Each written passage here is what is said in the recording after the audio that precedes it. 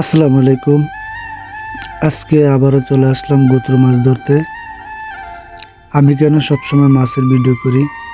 আমি ওমান সাগরে মাছ ধরি, বিভিন্ন ধরনের মাছ। যে দিন যে মাছ সাগরে পাওয়া যায় সেই মাছই ধরি। সাগরে বিভিন্ন ধরনের মাছ আল্লাহ পাক দিছে, তার মধ্যে সামান্য কিছু জাতের মাছ আমরা ধরি।